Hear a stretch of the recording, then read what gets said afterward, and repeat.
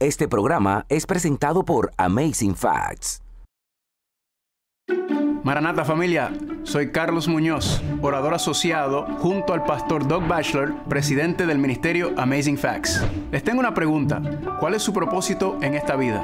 O dígame, ¿qué sucede después de la muerte?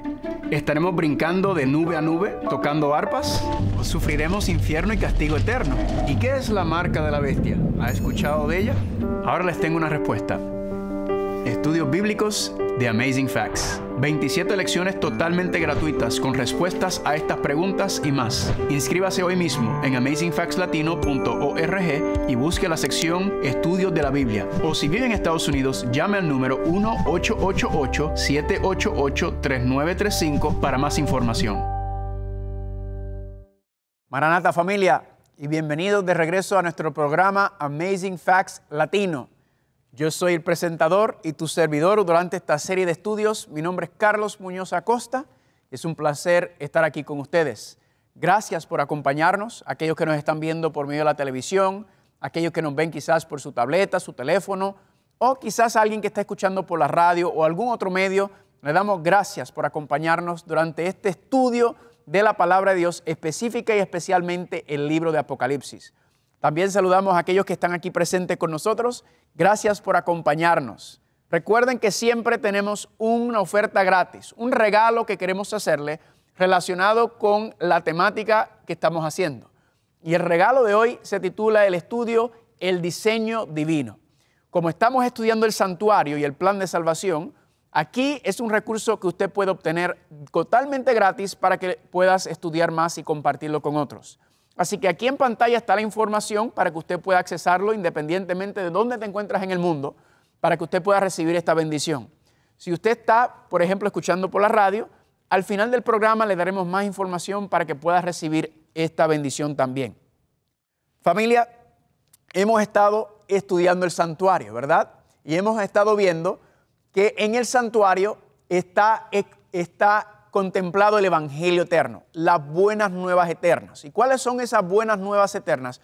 ¿Cuál es el Evangelio eterno que ha sido pronunciado, que fue declarado desde antes de la fundación del mundo, desde antes de la creación del mundo? Vayan conmigo, por favor, a Mateo capítulo 4 y noten lo que dice en el versículo número 23. Jesús recorrió toda Galilea y ¿qué estaba haciendo? 1, enseñando en las sinagogas. 2, predicando el Evangelio del reino. Y 3, sanando toda enfermedad y toda dolencia en el pueblo. Lindo, hermanos y hermanas. Este es el Evangelio en práctica. Este es el Evangelio en términos accesibles para cómo se ve, cómo se revela, cómo se manifiesta. Cómo es enseñando, predicando y sanando. Ese es nuestro trabajo, esa es nuestra obra, esa es nuestra comisión que Dios nos dice que hagamos, porque Cristo dijo, estas obras que yo hago, ustedes también las harán y mayores que estas harán, dice Cristo. Wow, ¿cómo es eso posible? Que mayores. No se preocupe, no está hablando en cuanto a calidad, está hablando en cuanto a cantidad. Más adelante estudiaremos eso un poco más profundo, cómo es que las mismas obras de Cristo se van a manifestar y revelar en su pueblo. Noten lo que sigue diciendo Mateo 4:23. Y se difundió su fama por toda Siria, no solamente en Galilea, no solamente entre su pueblo, sino también en los extranjeros. Y le trajeron todo lo que tenían dolencias, los afligidos por diversas enfermedades, tormentos, los endemoniados, los lunáticos y los paralíticos. Y dice aquí que los sanó, ¿a quién? A todos. Si recuerdan en nuestro estudio anterior, vimos cómo Cristo sanó a la suegra de Pedro. Y decía el mismo contexto, sanando a todos los enfermos, a todos los endemoniados. Y dice que Cristo cuando la tocó quedó sanada. Y nos preguntamos, ¿cómo fue que la persona quedaba sanada de su enfermedad, que era un símbolo del pecado? Dice claramente en Isaías 53 que Cristo tomó nuestras enfermedades, tomó nuestras dolencias. En otras palabras, Él cargó con nuestros pecados. Esa palabra cargó fue que las llevó y las tomó sobre sí mismo. Es la misma palabra que utiliza Juan el Bautista cuando dice, yo no soy digno de cargar sus sandalias y de desatar sus sandalias. Es el mismo concepto. Cristo toma nuestros pecados sobre sí mismo. Recuerden cómo decíamos en el santuario que decía que en el santuario Dios dice, tráeme tu pecado y yo me voy a encargar de él. Tráeme tu culpa y yo me voy a quedar con él. Tú quedarás libre de culpa, libre del pecado y vete y no peques más. Dios nuevamente enseñándonos su amor, su misericordia, donde Él toma nuestra suciedad y se la tira encima, ¿verdad? Vimos como la sangre era esparcida hacia el velo y caía sobre el velo, ¿verdad? Ese Dios tomando sus pecados, y vamos a ver un poquito más eso también en cuanto a este estudio y esta presentación. Ahora, regresando al santuario, ya tenemos nuestro cordero. Ahora, ¿qué tenemos que hacer? Ahora entramos al santuario. ¿Y qué es el primer mueble que usted se encuentra? El primer mueble que se encuentra es el altar de sacrificio. ¿Qué representa? Si el cordero representa a Cristo en este proceso de reconciliación, de salvación, de restauración, ¿qué representa el altar de sacrificio? Noten cómo explica Lucas capítulo 23, versículo 33. Y cuando llegaron al lugar que es llamado el Calvario, ¿qué hicieron? Le crucificaron. Hermano y hermana, ¿qué representa el altar de sacrificio?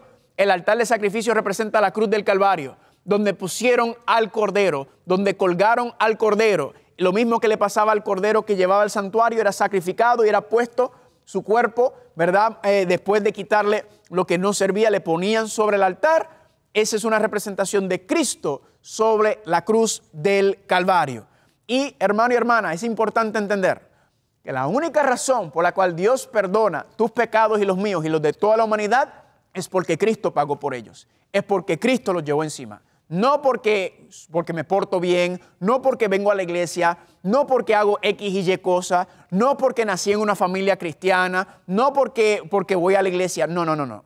La única razón que usted y yo recibimos una segunda oportunidad, reconciliación, perdón, que somos aceptados en Dios, es porque Cristo tomó nuestros pecados. El Cordero, el inocente, el sin mancha, tomó nuestra mancha, tomó nuestros pecados. Y por medio de él es que usted y yo entonces podemos estar nuevamente en paz con Dios. Podemos estar nosotros reconciliados con Dios. Y es una cosa hermosa, linda, preciosa. Por eso cuando el cordero era sacrificado, dice que era olor agradable. ¿Por qué era olor agradable? Era olor agradable porque cuando moría el cordero, los pecados que cargaban, ahí quedaban. Ahí terminaba el pecado con la muerte, por lo menos en ese instante. Esa es una representación de que Dios le agrada poner fin al pecado y la maldad, porque lo que causa es dolor y sufrimiento en este mundo a sus seres creados. Entonces, es agradable a Dios. Claro, le dolió a Dios haber pasado por lo que pasó su Hijo, lo que tuvo que pasar el Padre mismo, el Espíritu Santo, todos los seres, pero fue agradable y vamos a ver que Cristo, a pesar del dolor y el sufrimiento, también se agradó en cuanto a lo que hizo para salvarnos a nosotros. Ahora, algo más pasó en la cruz del Calvario. No solamente fue el perdón de nuestros pecados, cuando la sangre fue derramada en la cruz del Calvario, que fue lo que ocurrió ahí. Pasó algo más. Noten cómo lo explica Pablo en Colosenses capítulo 2, versículo 15. Desarmó además a los poderes y las potestades, y los exhibió públicamente al triunfar sobre ellos en la cruz. Ahora, usted se preguntará, ¿qué? ¿Qué es lo que dice ahí?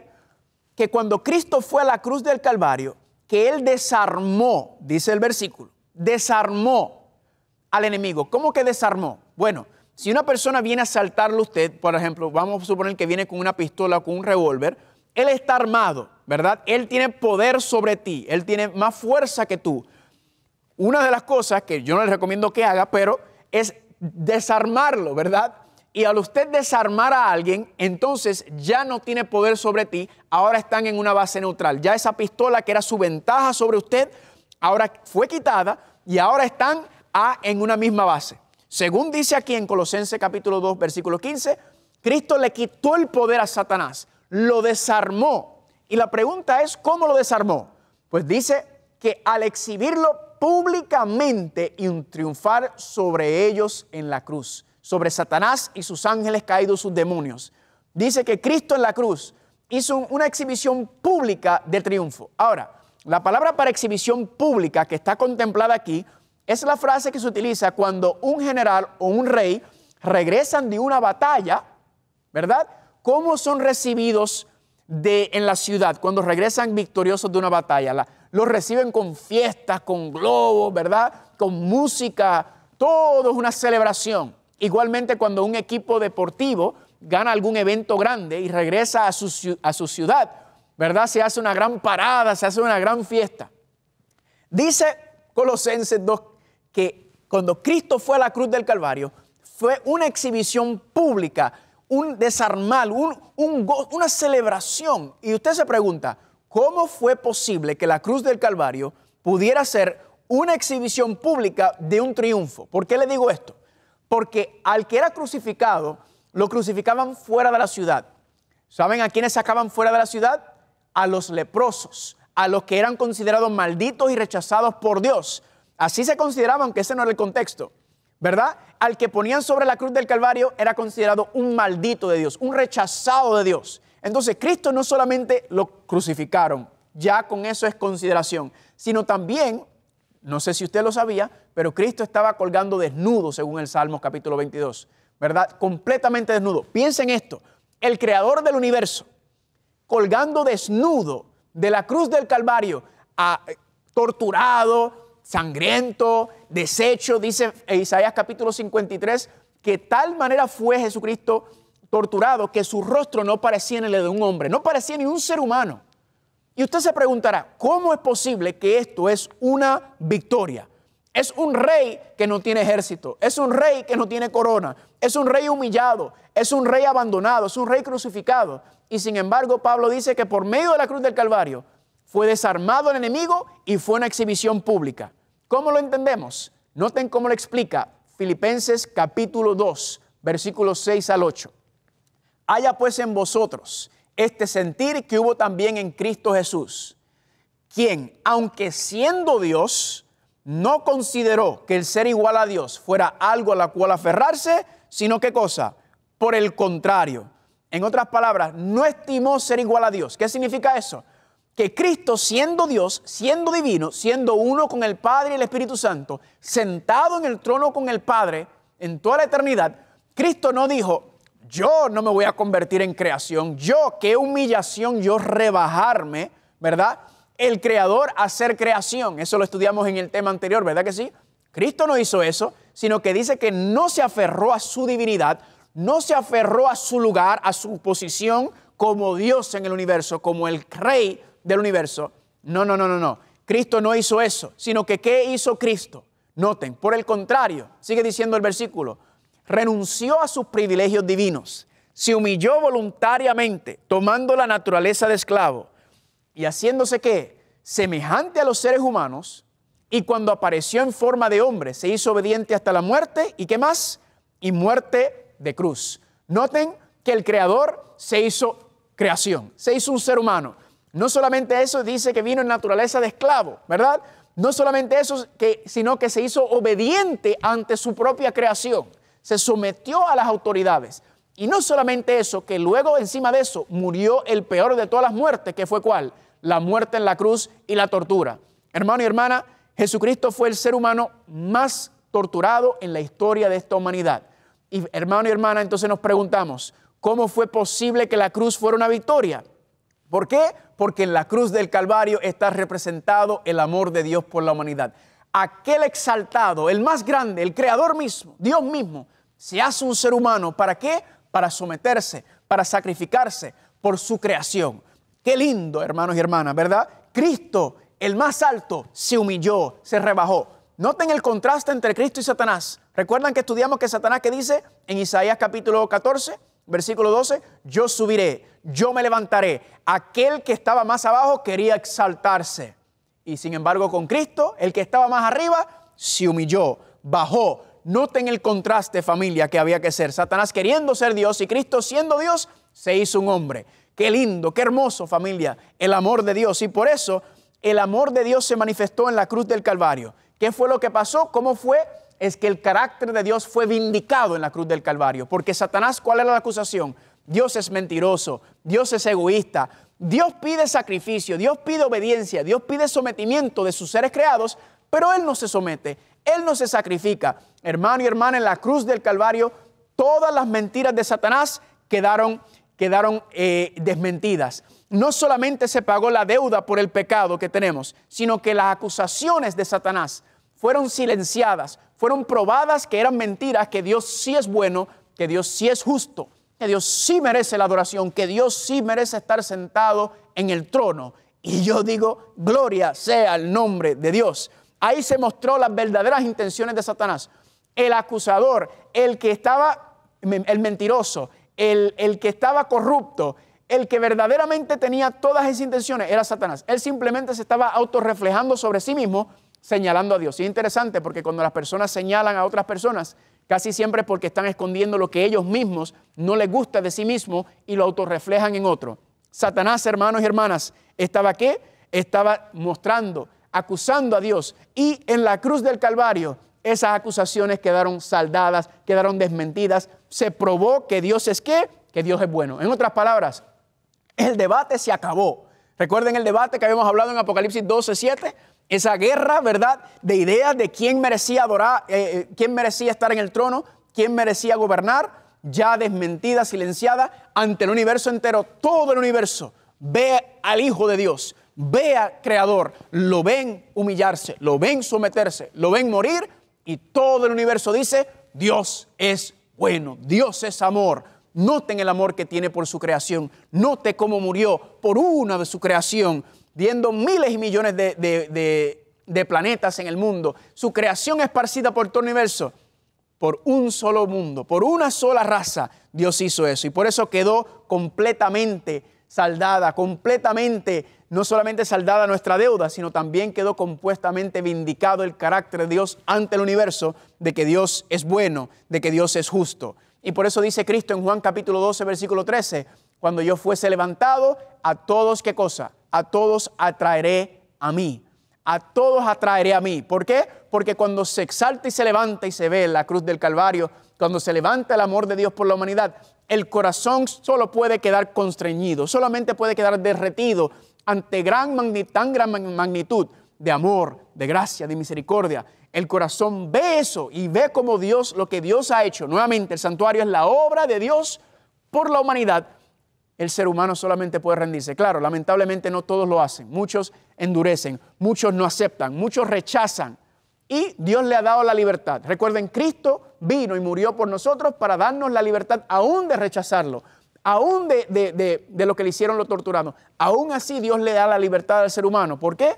Para que cuando al final, cuando quede, quiénes serán aquellos que serán salvados y quiénes son aquellos que se han perdido, no va a ser porque Dios no lo quiso en el reino de los cielos. Va a ser porque la persona tomó la decisión de rechazar el regalo, la ofrenda que Dios le da a la humanidad en Cristo Jesús. Y esa es la razón que cada persona, cuando termine la pronunciación y cuando el ser humano quede condenado, no quedará condenado porque Dios lo condenó, sino porque Él mismo se condenó al rechazar el regalo y la ofrenda en Cristo Jesús. Y por eso dice Apocalipsis 3:14 que Cristo es el fiel y verdadero testigo.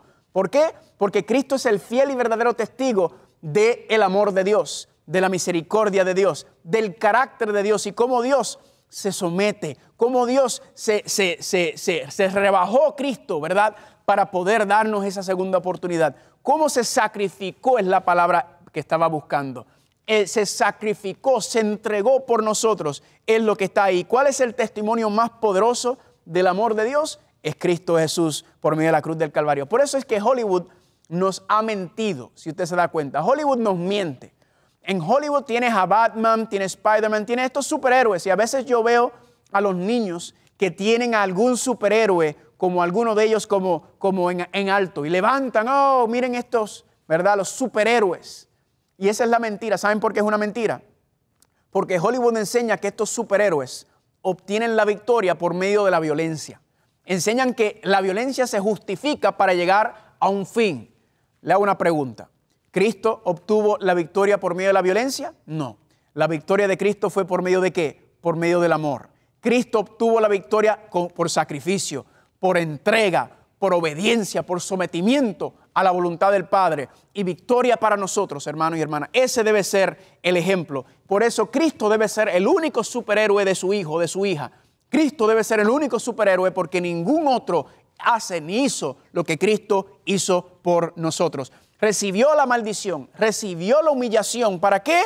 Para convertirnos en una bendición y en gozo eterno para nosotros. Por eso el cristianismo es la única religión en donde el evento fundamental de la salvación de los seres creados es por medio de la humillación y el sacrificio de el Dios mismo. Eso no se encuentra en ninguna otra religión y por eso yo digo gloria a Dios. Y otro aspecto de lo que pasó en la cruz del Calvario es que este juicio, ¿verdad? Hemos hablado que la Biblia es un juicio. Dios está siendo juzgado, ¿verdad? Dios está representando la evidencia.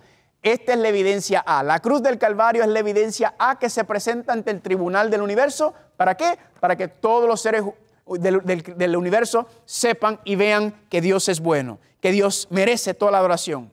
¿Saben cuál es el problema? Hay solamente un lugar en el universo en donde el carácter de Dios aún no ha sido vindicado, y es aquí en la tierra. Aquí en la tierra todavía hay personas que dudan, que cuestionan, que rechazan, que se burlan de Dios y de lo que Dios ha hecho por medio de su Hijo Cristo Jesús. Y Dios en su amor y su paciencia le da la oportunidad. Dios dice en Tito capítulo 2 versículo 11 que muestra su gracia para con todos los seres humanos. Todo ser humano estará expuesto a la gracia y el amor de Dios, pero Dios no obliga ni fuerza a nadie. Dios es amor y la esencia del amor, ¿cuál es? Es la libertad. Así que lamentablemente en esta tierra todavía el carácter de Dios no ha quedado completamente vindicado. Ese, hermano y hermana, es nuestro trabajo, es nuestro llamado. ¿A qué? A mostrarle al mundo que Dios merece toda la adoración, que Dios merece nuestro corazón, que merece nuestra familia, que merece nuestro tiempo, nuestros recursos, que merece que lo entreguemos todo a Él. ¿Por qué? Porque Él lo ha entregado todo por nosotros. Dios dio lo mejor que tenía el Padre, que fue al Hijo, y lo entregó por nosotros. Y ambos sufrieron. ¿Por qué? Para poder darnos a nosotros una segunda oportunidad para responder ante el llamado de Dios. Y por eso yo digo, gloria sea el nombre de Dios. Así que mirando el santuario entonces vemos cómo el altar de sacrificio representa la muerte de Cristo Jesús, el Cordero que murió. Y ahora el altar de sacrificio, la muerte de ese Cordero para darnos una segunda oportunidad a nosotros. Pero ahí no termina el proceso de reconciliación. Esto es un punto importante.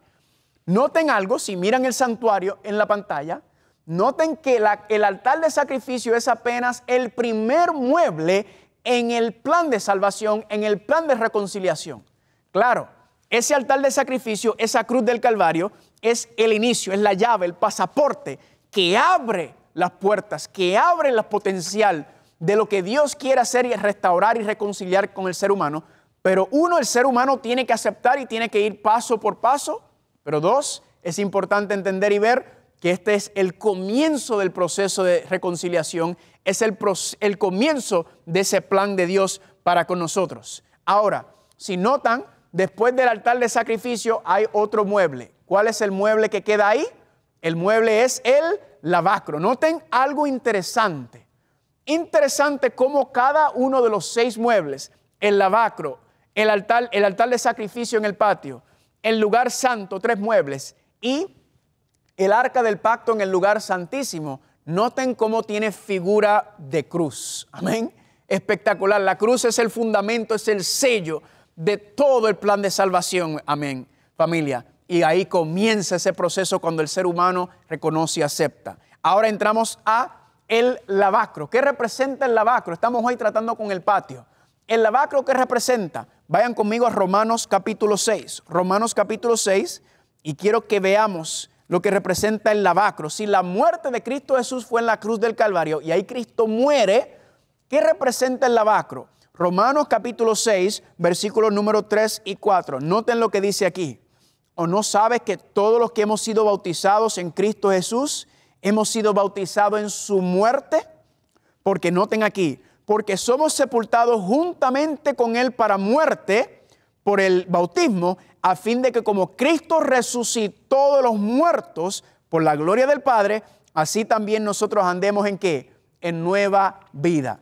Familia, si el altar de sacrificio representa la muerte de Cristo, ¿qué representa el lavacro? Representa la resurrección de Cristo de la muerte.